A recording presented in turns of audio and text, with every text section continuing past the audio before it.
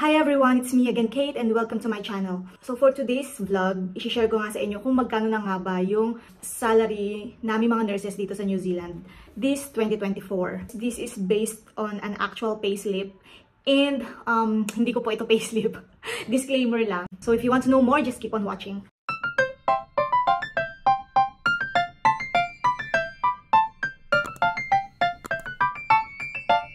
So, kamusta na guys? It's been a long time and alam ko matagal akong nawala sa ere. Matagal ako nawala kahit sa mga comment section and sa Facebook page, hindi na rin ako nakaka-reply. So, ito na nga, wala na tayong paligoy-ligoy pa. Ito na. So, itong i-discuss ko sa inyo is based on FTE na 1.0, meaning nagwo-work itong employee na ito ng 80 hours per fortnight. 80 hours per 2 weeks. Fortnight means 2 weeks. Yep, every 2 weeks ang sahuran namin mga nurses dito sa New Zealand. And yes, ito yung kanyang payslip. This salary is as of January 2024. And itong nurse na ito is step 7 registered nurse. So, sumasahod siya ng 103,630 New Zealand dollars annually. So, annually po yan, no? So, makikita natin dito sa payslip. Salary, FTE is 103,630 New Zealand dollars. So, that is annually. And, makikita nyo dyan yung period ending. So, ang magiging base hourly rate nito is $49.68. Yeah. And then, standard hours niya is 80. So, maraming dito nga sa New Zealand, pwede tayo mag-reduce ng hours natin, no? So, itong dinidiscuss ko sa inyo is, yun yung kumbaga ideal, which is 1.0 FTE, meaning 80 hours per fortnight siya nag-work. So, ito na nga yung week 1 payslip breakdown niya. So, makikita nyo dito na yung total hours sa unang column, total hours niya, makikita nyo dyan yung date, every day, may nakalagay dyan. So, rostered shift to, so that it will not be confusing. Nakalagay dyan yung day and date kung kailan ka nag-work. So, makikita nyo here, Tuesday 26th, 9, meaning 9 hours, and then 28, 9 hours, 29th, 9 hours, and then Saturday is 12 hours, which is total of 39 hours yan. So, yun yung total hours niya. And then, makikita nyo dito sa bandang baba na meron siyang 1.50. And then, pumatak siya sa Friday 29th, which is 3. So, nag-overtime siya ng 3 hours. So, iba yung rate nun, kaya nakahiwalay siya sa total hours. Actually, medyo confusing sa una tong payslip. So, better din na aralin nyo and intindihin nyo kasi mahalaga to dahil syempre, bawat oras na pinagpapaguran natin, dapat paid accordingly. Kapag nag-overtime ka, magkakaroon ka ng meal allowance. So, 1 meal allowance nakalagay doon, which is $7.95. Okay? And then, Saturday, meron siyang 0.50, which is, that's penal rate because it is weekend. So, that's Saturday. So, and then, after nun, nag-shift coordinator din itong staff na to on a Saturday. So, meron siyang 1 shift coordinator allowance, which is $24. Yep. And then, ang na-earn niya on that, hindi, mamaya na natin i-total. Okay, so week 2 payslip breakdown is, yung total hours ng week 2 is, no Tuesday, 8, and then Wednesday, on the 3rd, 9 hours siya, 8 hours, 8 hours, 8 hours, so total of 41 hours. So, not necessarily na 40 sa first week, 40 hours sa first week, and then 40 hours din sa second week. So, it depends sa rostering nyo, as long as ang total hours niya is 80 hours per fortnight. Dahil yun yung FTE mo. This is 1st of January, so it is holiday. So, meron siyang statutory holiday na 12 hours. Tama ba? Why 12? And then, nung 25th din, Christmas, 12 din. Statutory holiday, which is 12. Okay, so makikita nyo dito sa Saturday, meron na naman siyang 0.50 na 8. So, total is 8. And then, ang rate nun is $24. So, dito, tingnan nga natin yung statutory holiday. 12 times 49, yun ba yun? So, yun sa holiday, I am not sure why it is 12 hours. So, actually, hindi talaga siya duty nung holiday. Monday. Makikita nyo naman doon sa total hours, blanco siya. So, hindi siya duty nun. Pero, may nakalagay na statutory holiday 12 and 12.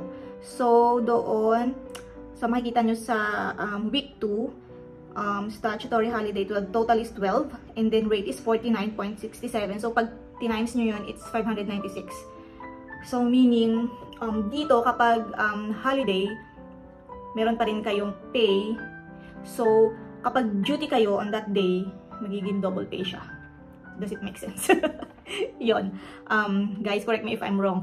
Very hesitant talaga akong i-discuss itong breakdown ng payslip kasi hindi talaga ako magaling sa math, kaya ako nag-nursing. So, bear with me. Ayun. So, ano na nga ba ang total earning niya this period? Okay. So, malaki to. So, total taxable. Okay, total gross. Doon tayo sa total gross. Magkano nga ba? Ang total gross niya is, this is just in 2 weeks time, 80 hours per fortnight. So, total gross niya is $6,806.90. So, that is gross, meaning wala pang deduction doon na kahit ano. Okay, so, importante to na dapat ang tinitingnan natin is yung take-home pay. Kasi doon, of course, doon tayo magbe-base, doon magbe-base yung gastos natin.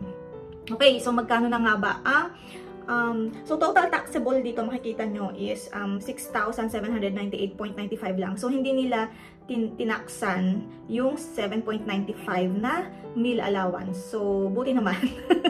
Kasi meal allowance naman yun. Okay. So makikita nyo dito payee, dito sa payee. Net payee. Ang tax niya is $1,976.42. So, total deduction is $2,180.39. So, ang take-home pay niya lang is $4,626.51 from $6,798. Imagine, guys. Ganon kalaki yung tax and deductions dito sa New Zealand. So, that's it. Wala nang chance para mapaliit yung tax natin dito. Yun na yun. If you want to go into detail regarding our pay scale here in New Zealand, so pwede nyong i-download to. Search nyo lang sa Google, MECA DHB pay scale. So, lalabas dyan yung Te Whatu Ora Health New Zealand and New Zealand Nurses Organization Collective Agreement. So, this is as of 31st of March 2023 to 31st of October 2024. Okay, so nandyan lahat. Lahat-lahat, you can read it. Lahat nandyan. Salaries, meal breaks, hours of work, overtime, nandyan siya lahat. So, you can read it all if you have time. So, this is 108 pages and I couldn't discuss it all. So, yep.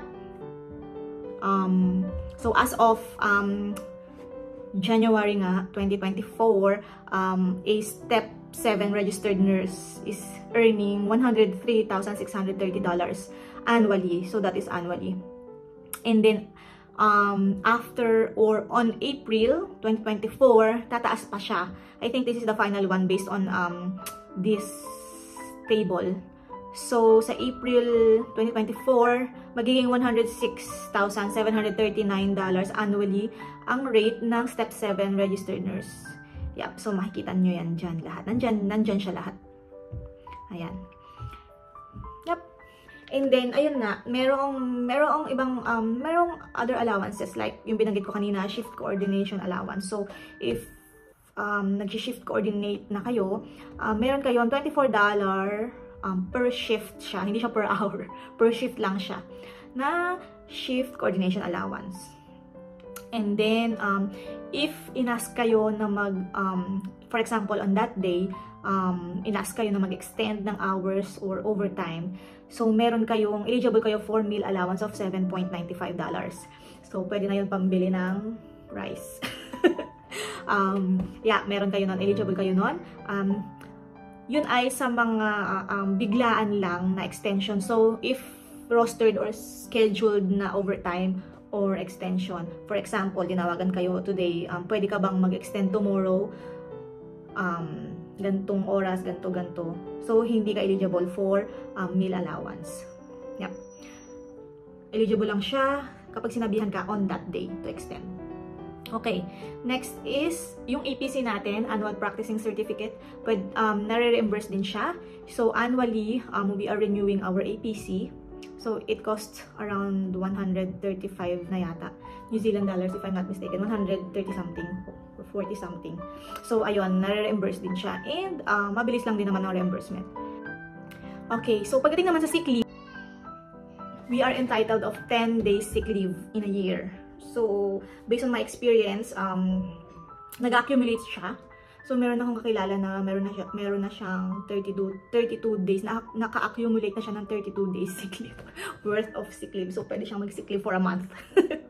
Ayun. So, yep, you can read all about it sa pag-sick leave dito sa DHB Meka nga. And then, next is parental leave. I already discussed this sa isa kong vlog. So, yeah. Next is yung ating, so meron nga tayong PDRP program. Meron nga tayong PDRP sa mga nurses. So, PDRP means Professional Development and Recognition Programs. So, meron siyang mga scaling. So, kapag ikaw ay RN proficient na, meron ka ng allowance ng $3,000 per annum. And then, if it's RN expert, it's $4,500. But of course, for this PDRP, for proficient and expert RNs, meron tong mga kalakip na responsibilities. So, yeah. Responsibilities and sakit ng ulo. Okay. So, dun tayo sa overtime and penal rate. Nung una talaga hindi ko ito naiintindihan. And I think until now, hindi ko may mga bagay pa rin ako hindi maintindihan. Okay. So, magiging overtime rate ka lang if you work beyond 80 hours per week. So, after 80 hours, so for example, 80 hours ka nag-work in a fortnight. So, yung 1 hour, yun lang yung overtime rate. Okay, so sa experience ko, ang penal namin is like, for us, we are working until 12 midnight. So, yung tinatawag na night differential doon is from 8 p.m. to 12 a.m. lang. So, 8, 9, 10, 11, 12, 4 hours lang ang night differential or penal rate namin kapag rostered kami ng PM, that's PM duty. So, it is calculated as times 0.25. That's 0.25. So, 4 hours times 0.25. Yun yung rate mo. For example, you will be working on a PM shift 8 hours. So, starting from 3:30 p.m. up to 12 midnight. And then, yung 4 hours doon, night differential rate siya na yung 4 hours doon times 0.25. Yun yung rate niya. Yun yung maa-add sa duty mo. Okay. And then, so kapag, for example, night ka on a Saturday, PM ka on a Saturday. So, ang rule nila dyan is whichever is higher rate. So, for example, weekend. So, ang mag-apply doon is weekend rate lang. Hindi na yung night differential rate. So, pag weekend rate is 0.5 times 0.5. So, yun yung mag-apply doon. Hindi na mag-a-add doon yung 0.25. And then, if for example, holiday and then PM ka, ang mag-a-apply doon is yung holiday rate na wala nang PM rate doon or night differential rate. So, ganon. Isa lang daw. Ayun, so napakalaki ng difference from the our gross na na-receive sa payslip and yung take-home pay namin. So, it doesn't mean na kung ano yung nakalagay doon, which is napakalaki nga, 103 annually, hindi yun yung marireceive mo. So, I think that's it. guys, I will try my best para makabawi sa inyo. Sa lahat ng comments nyo, I'm so sorry kung hindi ko siya nasasagot. And, ang dami lang talagang, napaka-busy lang, and ang dami kong kailangang i-prioritize. And unfortunately, ayun, wala na akong time para mag-update sa Facebook and makasagot sa mga comments nyo. I will try my very best para i-revive itong itong ating vlog, and sana makatulong pa rin ako sa inyo somehow. Ayun. Yeah, and I hope na makagawa pa ulit ako ng kasunod na vlog nito. If you have any suggestion na gusto nyong i-vlog ko or kwento ko dito sa New Zealand, just comment below. And yes, see you on the next vlog. Stay safe and God bless everyone. Bye!